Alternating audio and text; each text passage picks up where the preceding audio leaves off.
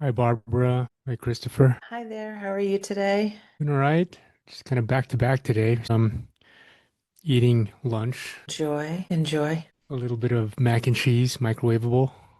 Hey, Got to do what you there's got to nothing do. wrong with mac and cheese. It's comfort food, right? Oh, totally. I got the mac and cheese from Trader Joe's, which is a microwavable one, and it's super cheesy. It's so good. I'll have to try that one. It's not bad, let me tell you. Hi, Amber.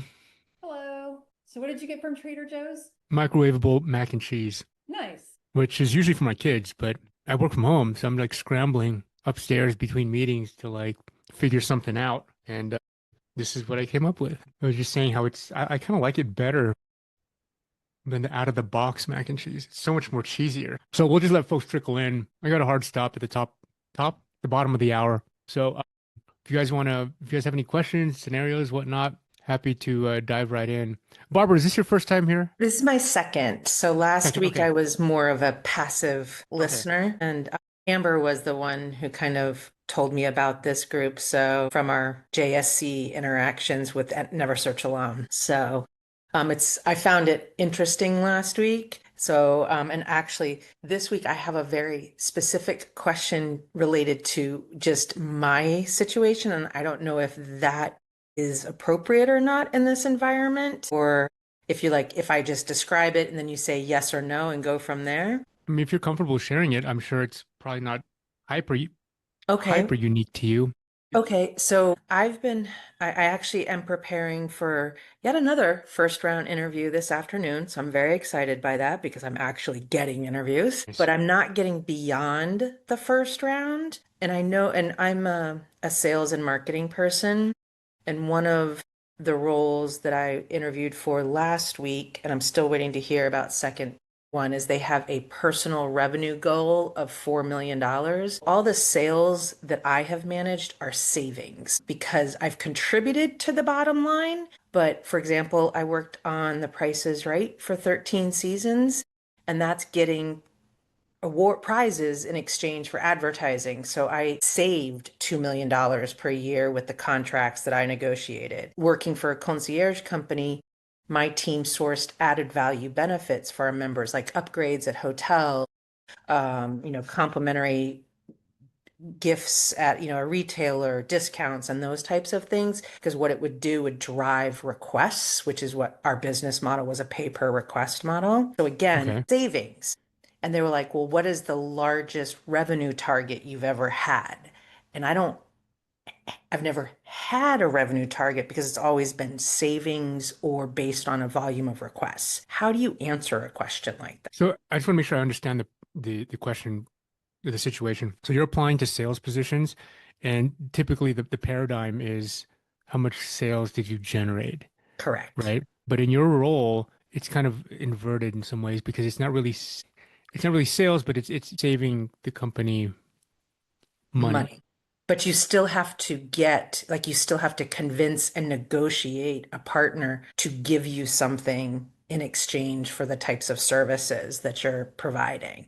So it is still very sales oriented. You still have to negotiate, you still have to prospect, you still have to create pipelines, you still have to manage your bottom line because if you have to pay for something, like what is that going to cost and that sort of thing. Yeah, there's probably a Yeah. longer answer to this that I don't know if I can add too much value, but I think the short answer to this is, it's funny because I was just interviewing, I'm interviewing for account executive roles, and there's certain kinds of language, right, that you were using, OTE, right, quotas, this and that, and so, and most, whatever, 9 out of 10, most folks speak that language if they've been working in the industry, right? What I would say is that you have to relate the work that you're doing in a language that's easy for the recruiter to understand. Because if it's difficult to understand or there's too much explanation, Right. it creates this cognitive load on the recruiter, and additional cognitive load, it's just looked upon as negative typically,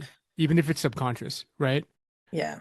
Yeah. So one of the ways I've answered it is saying that my team has contributed towards increasing revenue growth by 35%, Yeah, or that's that one way to I created a savings for CBS of over $2 million. the word savings, because savings sounds different from revenue Yeah. or deals.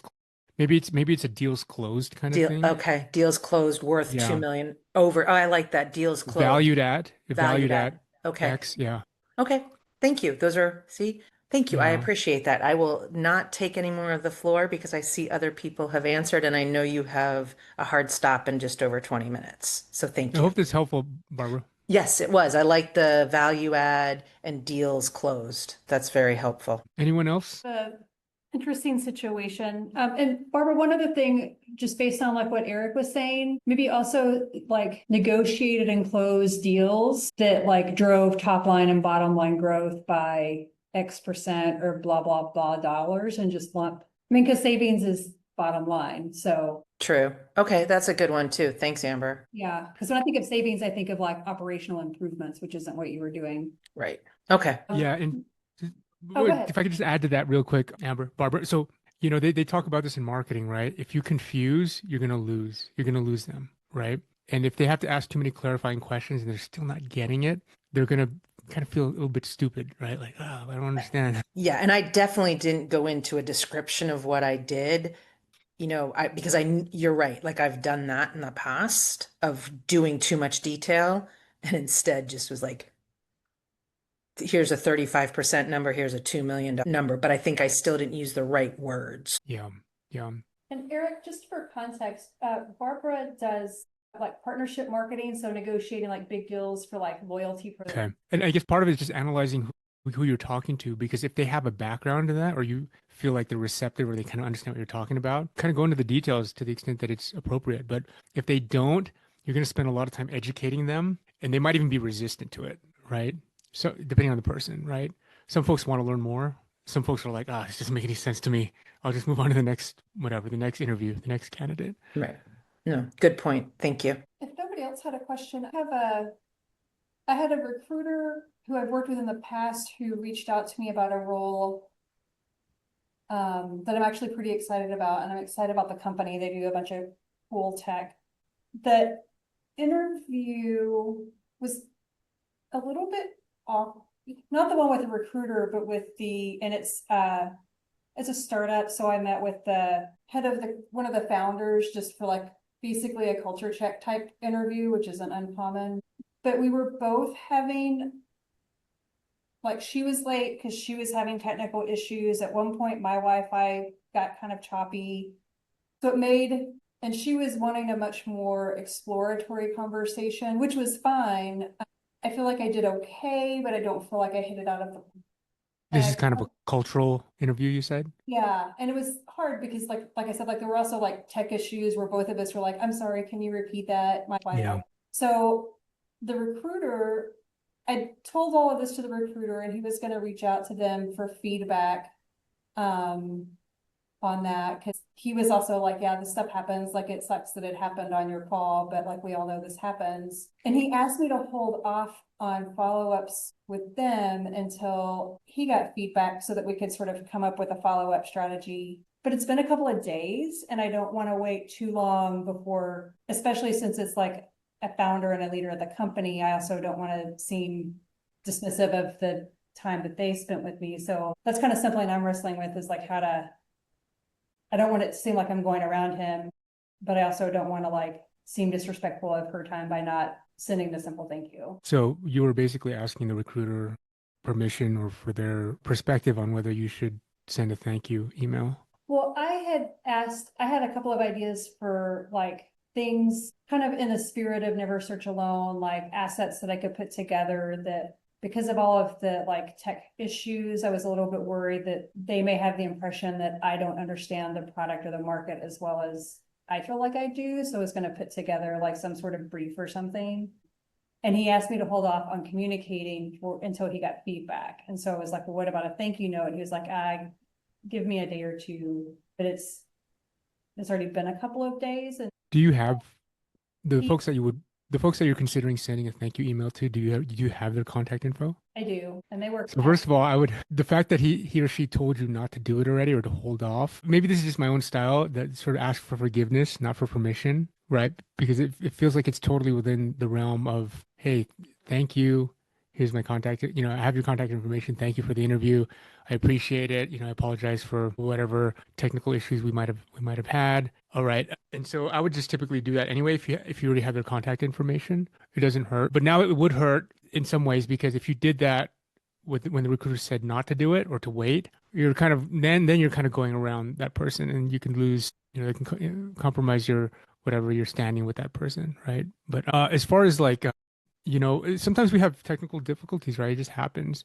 And maybe there's an opportunity to kind of move it to a phone call sometimes. I've had to do that sometimes where I'm the one that's saying, hey, I'm having issues with my internet. Could we just jump on a call? And so maybe, I mean, I know this is in hindsight, but maybe there's an opportunity to have done that. And with respect to like the cultural interview part, did the recruiter use that word? Like this is sort of a cultural interview? Did they use that word? No, they didn't use that phrasing. I forgot how he phrased it exactly. That was my interpretation of what he said. Okay, okay. Yeah, I mean, these quote unquote cultural interviews, a lot of times it's like, can I see myself working with this person? And if they have a very strong, distinct culture, whatever that may be, they might be looking for elements of where you would fit in and elements of where you might not fit in, right?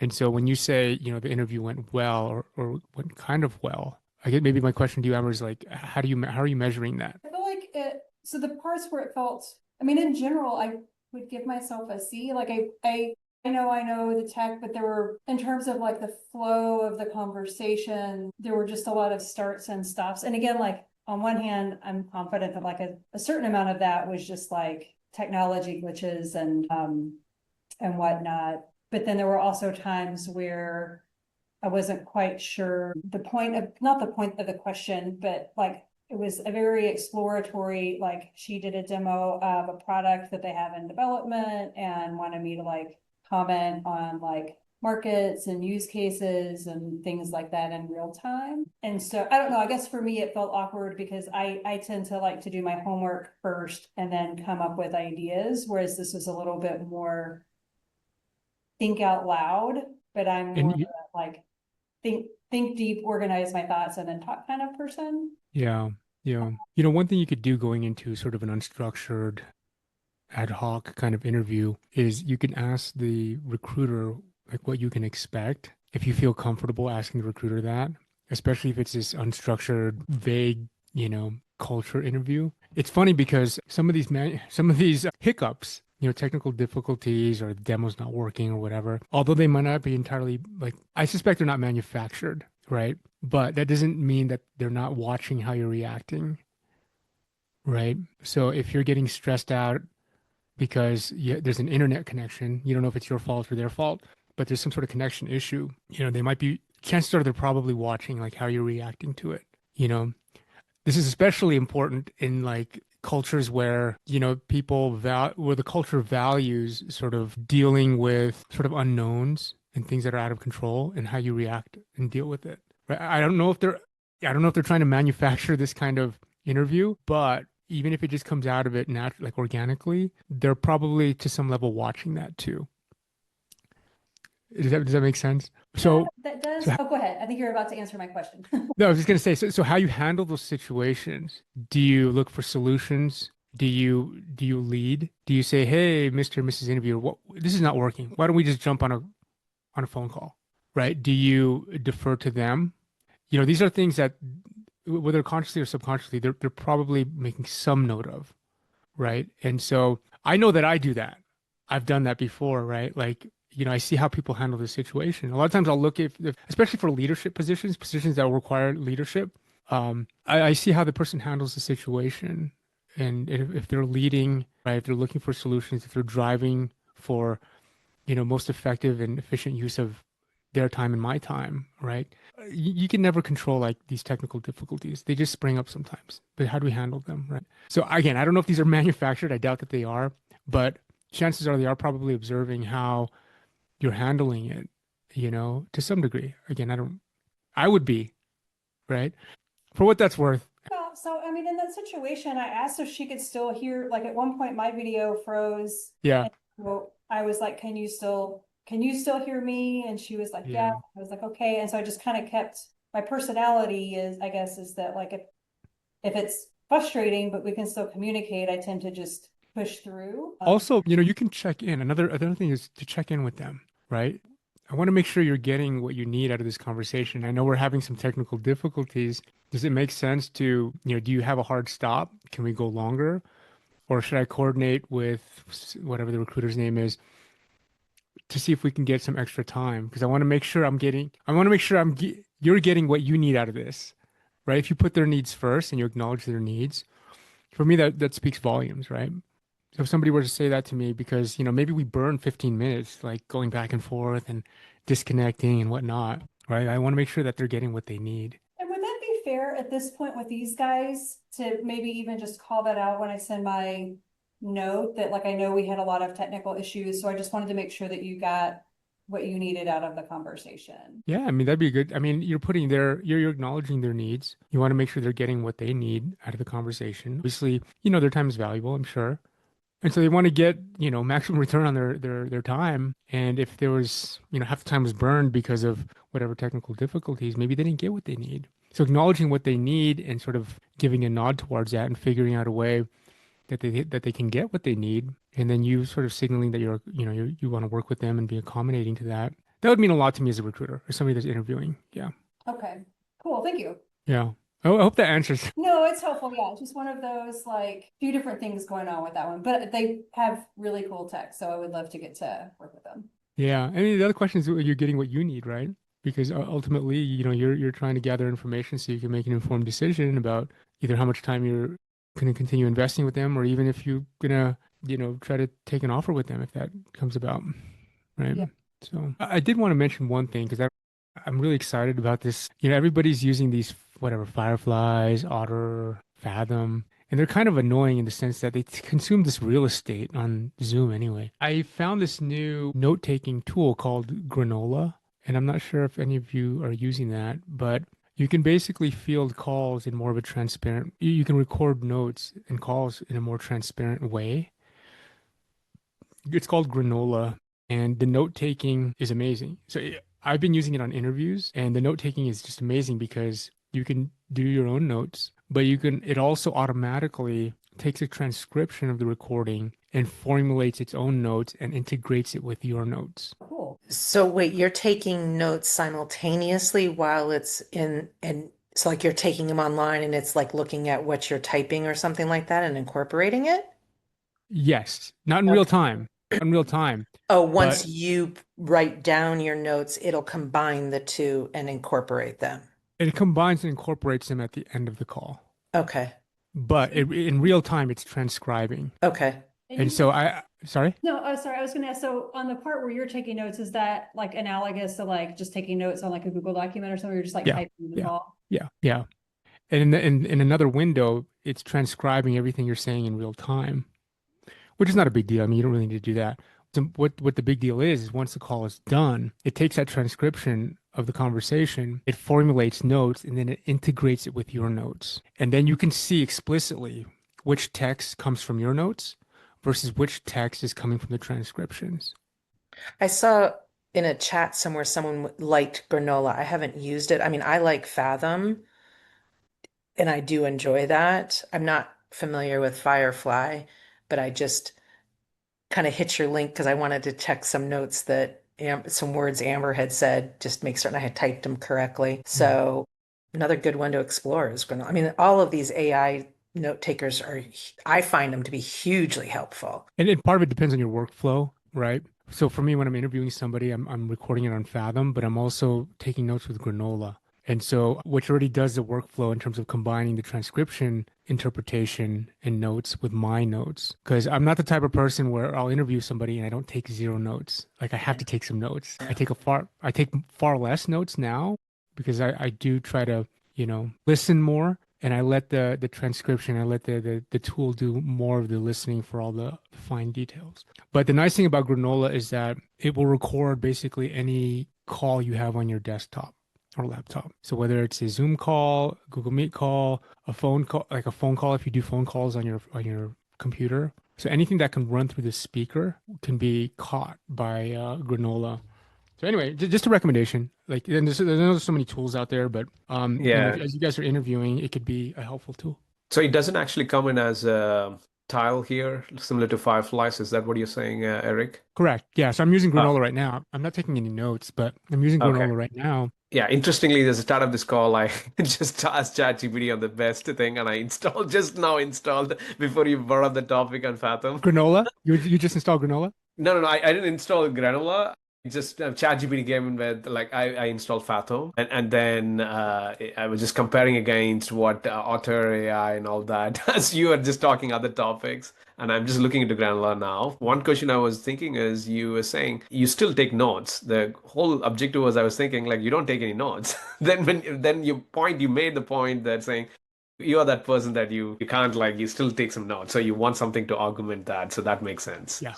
Exactly. Exactly. Yeah.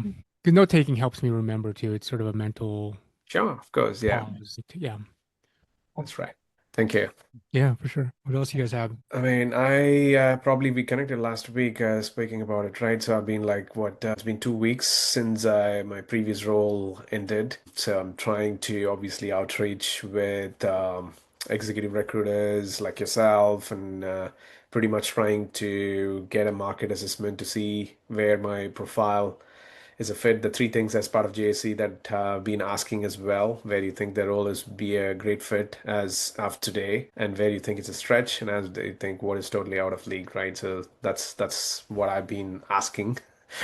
How's that process been going for you? It's been okay, just that it's still I see it's overall it's been slow, right? I'm keeping myself as in to keep the optimism high to keep that going at the same time, but trying to network with as many as people as I could, and I can certainly see that that's the best way to generate leads. And there are others other side. There are a few folks that I spoke with recommended some tools like what is that AI automatically generate like apply for roles when you sleep kind of a thing that's what they pitch and obviously that's like applying at scale but that's more of a number game which is not something that in general it's been recommended but it's kind of interesting like as some people are leveraging those kind of AI tools to apply massively based on their profile. It identifies obviously one time you set it up and tries to go it's that is kind of personalizes your things. It is not as you would interact in personalizing by connecting, making the connection and through your network, right? It is just like a AI machine trying to do it for you. Not sure if you have heard of such things, people using it and pros and cons. There are several cons to it. It's because it is not.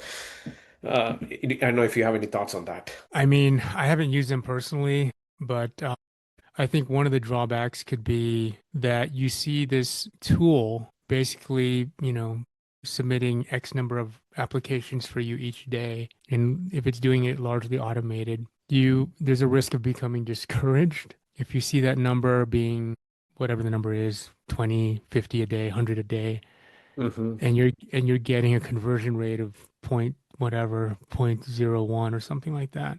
Mm. That could be highly discouraging because there's no way you're going to do that amount of volume manually. I could see that as being a drawback, but again, I haven't used it. Maybe Got it. maybe there is some threshold where, you just use it for whatever, 20 or 30 a day or whatever the case may be. Just, like you're throwing a big net out there.